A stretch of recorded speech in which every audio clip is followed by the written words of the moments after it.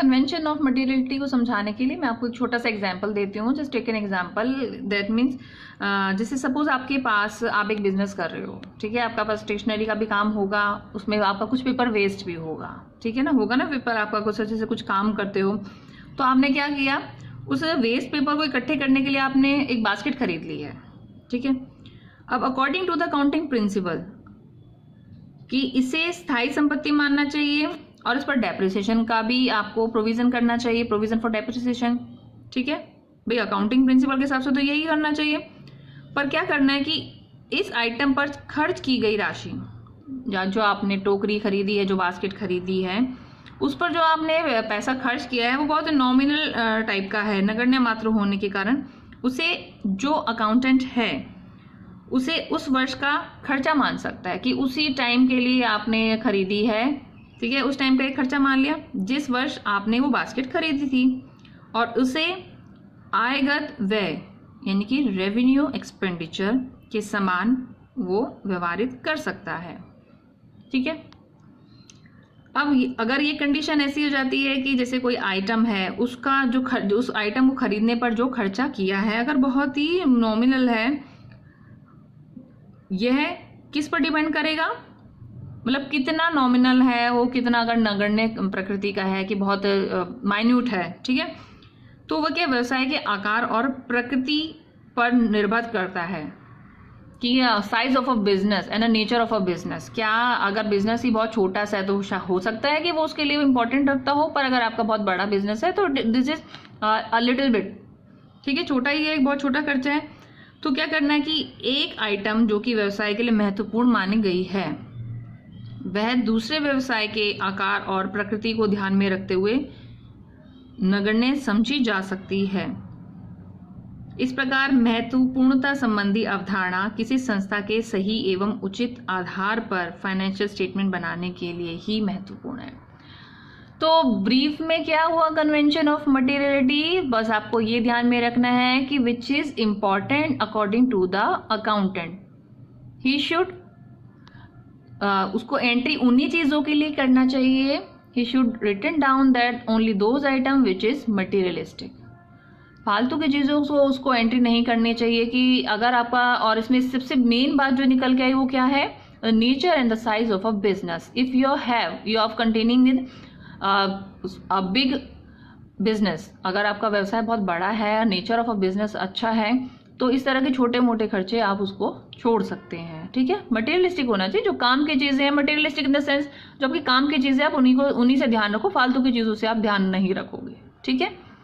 फिर आती है आपकी थर्ड, कन्वेंशन ऑफ कंसिस्टेंसी, ठीक है, यहां लिख रखा है कन्वेंशन ऑफ कंसिस्टेंसी। अब कंसिस्टेंसी से आप क्या चीज समझते हो कि लगातार, कंसिस्टेंस, कंटिन्यूटी में चीज होनी चाहिए, एक रूपता होनी चाहिए, एक रूपता संबंधी परंपरा, एक रूपता होनी चाहिए।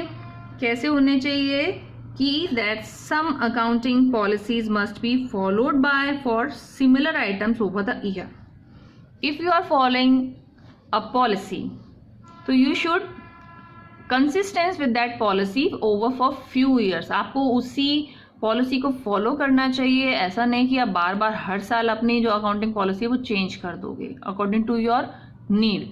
अगर आपको लगता है कि आपका जो बिजनेस है वो घाटे में जा रहा है तो आप फट से क्या करते हो, पॉलिसी ही चेंज कर देते हो, ठीक है, ऐसा नहीं होना चाहिए। कैसा होना चाहिए, consistency convention imply that same accounting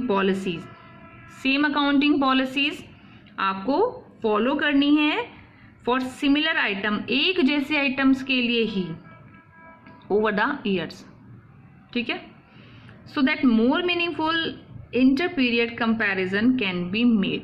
तभी आप कंपेयर कर सकते हो इंटर पीरियड में कि आपकी जो आपको बिजनेस में जो लाभ हुआ है या हानि हुआ है, प्रॉफिट हुआ है या लॉस हुआ है, वो ठीक हो रहा है कि नहीं। और हो सकता है कि अगर आप इसी तरह अपनी पॉलिसी चेंज करते रहोगे तो एक साल तो प्रॉफिट दिखाए आपको, दूसरे साल वो लॉस भी दिखा सकता है। तो आपको कंसिस्टेंस रहना है अपनी पॉलिसीज के लिए, क्लियर।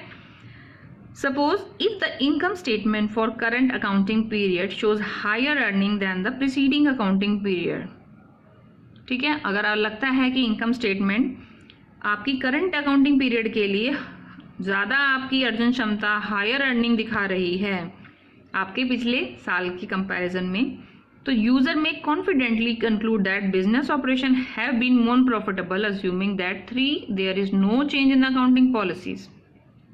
तो आप देख के ऐसा लग सकता है ना आपको कि संस्था में वो कॉन्फिडेंट हो जाता है इस चीज़ को लेके कि संस्था के जो काम है वो बहुत अच्छे से चल रहे हैं और संस्था में प्रॉफिट हो रहे हैं। There is no change in accounting policy followed by the enterprise. The business entity therefore should adopt consistent accounting practices and principle in respect of year-to-year transaction for its assets, equities, revenue and expenses। Clear है? तो इन totally कुल मिला के बात यही है कि संस्था को अपने नियमों, अपनी जो रीतियां हैं, पॉलिसीज हैं, उनमें कंसिस्टेंस होना चाहिए, उसको स्थिर होना चाहिए, एक रूपता होनी चाहिए उसकी, जो उसकी काम करने का जो तरीका है या उसकी जो लेखा विधि है उनमें एक रूपता होनी चाहिए। बार बार उसमें चेंज नहीं करना चाहिए। अगर चेंज करोगे तो कंपैरिजन कैसे कर सकते हो? आप नहीं कर पाओगे ना कंपैरिजन, ठीक है? आप कंपैरिजन नहीं करोगे। अमेरिका में भी जो आपकी सार्वजनिक लेखापाल है, ठीक है, सार्वजनिक यानी कि जो पब्लिक अकाउंटेंट है, को किसी कंपनी के खातों पर अंकेक्षण प्रतिवेदन देने के समय अपने प्रतिवेदन में यह सम्मिलित करना पड़ता है, अपनी ऑडिटिंग रिपोर्ट में उनको इंक्लूड करना पड़ता है। अमेरिका में तो ये कंपलसरी एक तरीके से प्रमाणित, जो उनकी पब्लिक अकाउंटेंट हैं उनको ये करना पड़ेगा जब then when they will submit their auditing report, कि चालू वर्ष के खाते यानी करंट ईयर के जो अकाउंट हैं वो मान्य लेखा सिद्धांतों के आधार पर ही तैयार किए गए हैं, कि जो अकाउंटिंग प्रिंसिपल हैं वो आपके एक सिद्धांतों के आधार पर जो आपके अकाउंट्स बनाए गए हैं वो अकाउंटिंग स्टैंडर्ड के आधार पर ही बनाए गए हैं। और इस वर्ष जो लेखा सिद्धांत अपनाए गए हैं, इस टाइम जो अकाउंटिंग प्रिंसिपल फॉलो किए गए हैं उनकी लास्ट ईयर में, मतलब प्रीवियस ईयर में अपनाए गए सिद्धांत, लेखा सिद्धांतों में एक रूपता है। देखिए अमेरिका में तो इस चीज़ को कंप्लीट कर दिया है कि उनमें अपनी जो और आपका जो अकाउंटेंट है वो suppose if he submitting their auditing report, अपनी जो अंकेक्षण रिपोर्ट वो सबमिट कर रहा है, ठीक है, उसमें इसको क्लियरली मेंशन करना है कि पिछले साल जो आपने रूल्स एंड रेगुलेशन फॉलो किए थे, स्टैंडर्ड अपनाए थे, आपने इस साल भी 19 स्टैंडर्ड को ध्यान में रखकर अपनी अकाउंट्स मेंटेन किए हैं। क्लियर है? फिर उसके बाद लास्ट आ जाता है आपका कन्वेंशन ऑफ कंजर्वेटिज्म, यानी कि आपकी रूढ़िवादिता का सिद्धांत। अब रूढ़िवादी आप बहुत अच्छी तरह से जानते हो, जो लकीर के फकीर होते हैं, जो एक बात कह देते हैं उसी को ही फॉलो करते हैं, they never change according to the situation and conditions, ठीक है। वो एक चीज़ पर रिजिट हो जाते हैं कि जो हमने कह दिया वो सही है, उस चीज़ को ही वो फॉलो करेंगे, और चेंज मतलब वो लोग ज़्यादा चेंज करना नहीं चाहते अपने आप को और ना ही अपनी संस्था को। तो एक जो अकाउंटेंट है, एक लेखापाल को लेखांकन कार्य के दौरान जब वो अपना अकाउंटिंग काम कर रहा है तो अपनी असेट्स, लायबिलिटी, इनकम संबंधित सारी आइटम्स के मूल्यांकन के लिए उसको डिसीजन भी लेने पड़ते हैं। अब जो आपका अकाउंटेंट है उसके सामने इन आइटम्स के वैल्यूएशन के संबंध में कई विकल्प होते हैं, अल्टरनेट्स भी होते हैं उसके सामने। ऐसी स्थिति में यह सिद्धांत सर्वमान्य है, सब लोग इस चीज को फॉलो भी करते हैं कि इन मदों का मूल्यांकन रूढ़िवादी दृष्टिकोण से किया जाए या नहीं। इन सिद्धांतों को जो प्रिंसिपल दी हैं उनको उनका इवैल्यूएशन, ठीक है ना, उनका वैल्यूएशन क्या रूढ़िवादिता या क्या कंजर्वेटिव होकर हमको करना है, ठीक है, कंजर्वेटिव होकर करेंगे। अब इस दृष्टिकोण को जब इस दृष्टिकोण के अनुसार आपकी जो एसेट्स हैं या आपकी जो इनकम है उनका भी वैल्यूएशन इस प्रकार के अल्टरनेट मूल्य पर करना चाहिए जो लाभ पर सबसे कम अनुकूल प्रभाव डाले या जो सबसे कम लाभ प्रदर्शित करें। संपत्तियों के मूल्यांकन में यह सिद्धांत आपकी करंट एसेट्स के वैल्यूएशन में प्रयोग किया जाता है, क्योंकि इस सिद्धांत के आधार पर यही परंपरा है कि अंतिम स्टॉक, क्लोजिंग स्टॉक का वैल्यूएशन बाजार मूल्य पर या आपका जो मार्केट प्राइस है विच एवर इज लेस, उसी के आधार पर करते हैं। और इस सिद्धांत के अनुसार संभावित लाभों का ध्यान नहीं रखा जाता, जबकि संभावित हानियों के लिए तो प्रावधान किया जाता है। अब देखिए कंजर्वेटिज्म क्या कह रही है कि कंजर्वेटिज्म क्या है, एक पॉलिसी है of applying safer and prudent accounting in the environment of uncertainty. एक पॉलिसी ऐसी है जो अपने आप को सेव करती है, safer and prudent accounting in the environment of uncertainty. It is a prudent judgment to be exercised in evaluating risk and uncertainty that may affect benefits of recorded assets in a settlement of obligation. The guiding rule is anticipate no gains but provide for all possible losses. वो कहता है कि लाभों के लिए तो आप कुछ नहीं कर रहे, पर आपने जो पॉसिबल लॉसेज हैं, जो संभावित हानियां हैं, उनके लिए तो आपने प्रोविजन बना लिया। And if there is doubt return write it off, अगर आपको कोई डाउट होता है तो आप हटा दीजिए, राइट इट ऑफ कर दीजिए। तो when applied to business income statement, this convention result in recognisation of all losses that have been incurred and adequately provide likely to occur and to recognize the gains only when they have been realized.